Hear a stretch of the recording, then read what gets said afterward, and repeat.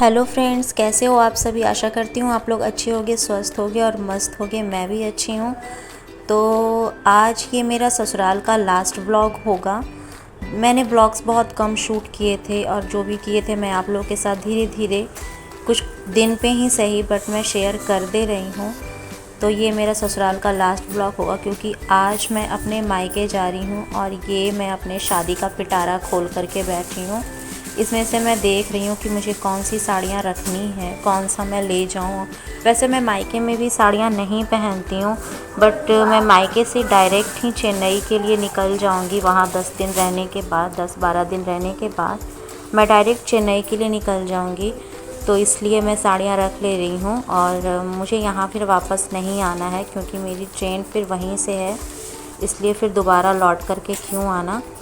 तो इसलिए मैं जो भी साड़ियाँ होंगी 2-4 साड़ियाँ मैं चेन्नई लेकर के जाऊँगी। मैं हर बार ऐसा ही करती हूँ। चेन्नई में जो भी साड़ियाँ मैं पहन रखी होती हूँ वहाँ से मैं लेकर के लौट आती हूँ और फिर न्यू साड़ियों का कलेक्शन मैं यहाँ से ले जाती हूँ किसी भी फेस्टिवल में पहनने के लिए, या फिर किसी फेस्टिवल में मैं ख़रीद भी लेती हूँ। और ज़्यादातर मैं दो चार साड़ियाँ रख ही लेती हूँ, अगर कोई पार्टी वगैरह ऐसा हो गया तो पहन कर जाने के लिए। और ये मेरी शादी की कुछ ऐसी साड़ियाँ हैं, ऐसी बहुत सारी साड़ियाँ हैं मेरी शादी की जिसे मैंने अभी तक पहना भी नहीं है। ऐसी बहुत सारी साड़ियाँ मिल जाएंगी।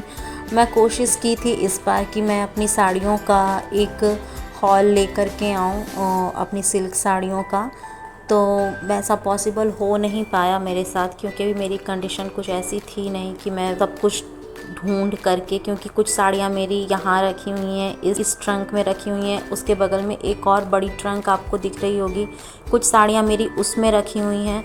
तो इसलिए मैं अभी कलेक्ट नहीं कर पाई हूँ, लेकिन मैं कोशिश करूँगी कि मैं, तो इस बार तो पॉसिबल नहीं हो पाया, बट मैं बहुत जल्द लेकर के आऊँगी जब भी मैं नेक्स्ट टाइम ससुराल जाऊँगी। तो अभी मैं फ़िलहाल यहाँ पे 4-5 साड़ियाँ रख लूँगी चेन्नई के लिए, और वही मैं डिसाइड नहीं कर पा रही हूँ कि मैं कौन सी ले जाऊँ, कौन सी नहीं ले जाऊँ, कौन सी ज़्यादा हैवी होगी या कौन सी हल्की होगी कि छोटे मोटे पार्टी में चल जाएगी। मेरी ज़्यादातर साड़ियाँ हैवी है, वर्क वाली है ना। तो देखो ये साड़ी भी आपको फुल वर्क मिलेगी, बॉडी बहुत ही चौड़ी बॉर्डर है इसकी, बहुत ही ज़्यादा हैवी है। तो मैं ये सब नहीं लेकर के जाने वाली हूँ क्योंकि छोटे मोटे बर्थडे पार्टी ही वहाँ मैं अटेंड करती हूँ। तो ऐसे ही बर्थडे पार्टी के लिए ये सब साड़ियाँ मुझे सही नहीं, ये शादी ब्याह के लिए सही है। और इसलिए मैं ये सब ढो कर के ले जाना फिर ढो कर के लाना मुझे ठीक नहीं लग रहा है अभी। तो मैं इसमें से चॉइस कर रही हूँ कि कौन सी ले जाऊँ, कौन सी नहीं ले जाऊँ, और मैं बहुत कंफ्यूज हूँ। थैंक गॉड कि यहाँ पे अभी पतिदेव नहीं है, वो बाहर में हैं। जब भी मैं ये अपना पिटारा खोलती हूँ ना, तब मैं देखती हूँ कि घर में वो हैं या नहीं है। वो नहीं रहते हैं तो ही मैं ये सब खोलती हूँ, क्योंकि जब भी वो देख लेंगे ना तो कहेंगे देखो मैंने कहा था ना कि साड़ियाँ रखी रहती हो और फिर भी ख़रीदती रहती हो, परेशान करती रहती हो।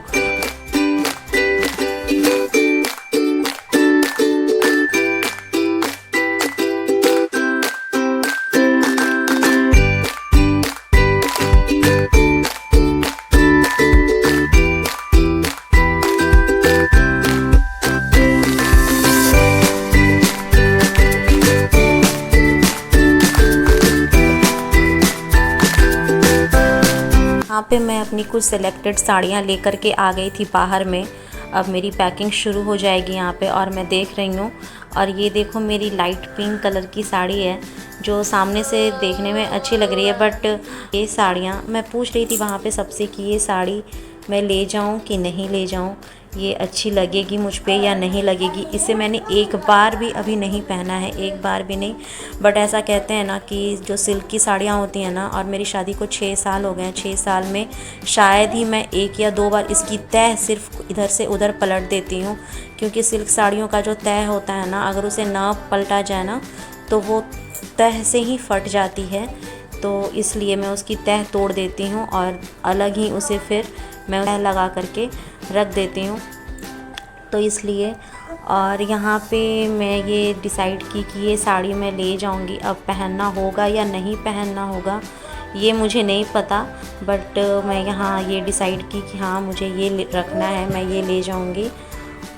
और यहाँ पे पतिदेव के भी कुछ कपड़े थे और मेरे भी कपड़े थे, फिर बाबू का भी कपड़ा था। तो सब मैं यहाँ पे अब रख लूँगी और ससुराल से मेरी अब छुट्टी हो जाएगी पूरे 15-16 दिन बाद। मैं 15-16 दिन यहाँ पे बिताने के बाद 10 दिन के लिए या 10-12 दिन के लिए मायके जा रही हूँ। उसके बाद मेरी छुट्टी ख़त्म हो जाएगी। फिर नेक्स्ट छुट्टी कब आना है नहीं आना है ये तो मैं नहीं बता सकती, नेक्स्ट छुट्टी कब मिलेगी। फौजियों का यही हाल होता है, वो पहले से कुछ भी डिसाइड नहीं कर पाते कि हाँ हमारी नेक्स्ट छुट्टी कब होगी। ऐसा तो हम लोग चाहते हैं कि फेस्टिवल में छुट्टी मिल जाए, बट अधिकतर फेस्टिवल में छुट्टी नहीं मिल पाता है, क्योंकि जो फैमिली को नहीं रखते हैं उन्हें भी जाने का मौका मिलना चाहिए अपनी फैमिली के साथ फेस्टिवल मनाने का। तो मैन पावर की कमी होने के कारण तो इसलिए छुट्टी नहीं मिल पाती है। तो यहाँ पे मैं रेडी हो गई थी अपने मायके के लिए। मेरा भाई आ गया था और मेरी क्यूट सी भतीजी भी मुझे पहली बार लेने के लिए मेरे ससुराल आई है। मेरे ससुराल वो पहली बार आई है मेरी भतीजी। और यहाँ पे फ़ोन मेरे हाथ में नहीं था ना, इसलिए अच्छे से वीडियो नहीं शूट हो पाया। जो मैंने जिसे दिया था शायद वो उन्होंने पूरा नहीं लिया है। और ये मेरी देखिए क्यूट सी भतीजी खुशी की गोद में है, बहुत इंजॉय कर रही है। इसे घूमना बहुत ही ज़्यादा पसंद है, इसलिए मम्मी भेज दी थी कि जाओ तुरंत जा ही रहे हो, तुरंत आ ही जाना है तो लेकर के जाओ इसे, ये भी बुआ का घर देख लेगी। और मुझे ना जब मैं कहीं भी रह जाती हूँ ना, ख़ास करके ससुराल तो अपना घर ही होता है, तो जाने वक्त ना हालांकि मैं मायके ही क्यों ना जा रही हूँ, मैं इमोशनल हो जाती हूँ, मेरे साथ ऐसा होता है। और यहाँ पे आपको बिहारी रिचुअल्स देखने को मिलेगा, क्योंकि मैं बिहार की हूँ तो बिहारी रिचुअल्स देखने को मिलेगा यहाँ पे मेरे कुल देवता हैं। तो मैं पहले आ गई थी नीचे और ऊपर से भाभी, मेरी बुआ जी सब लोग आ रही हैं। और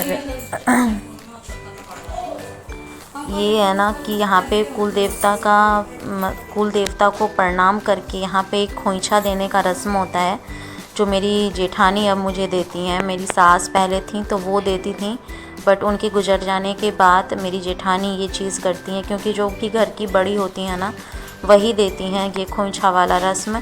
चाहे मैं मायके से ससुराल आऊँ और ससुराल से मायके जाऊँ, तो ये रस्म हमारे यहाँ निभाया जाता है।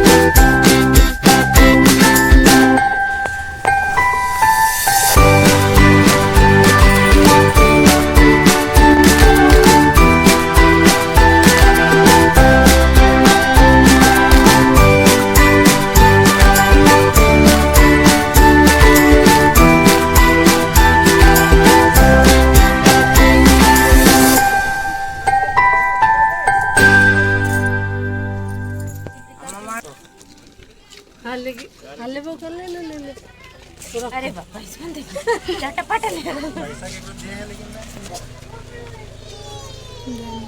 लावर बेटी पैसा पूरे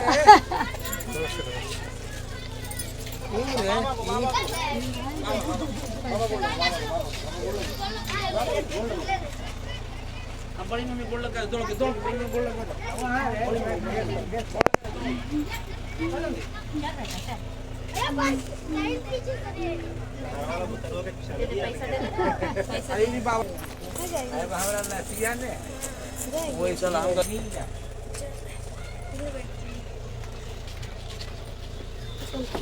धन भी नहीं जाएगी।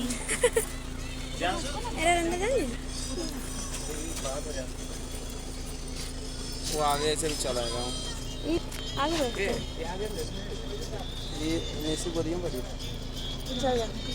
धन में जाओ कुआ के पास जाओ। आ जाओ धन, तू आगे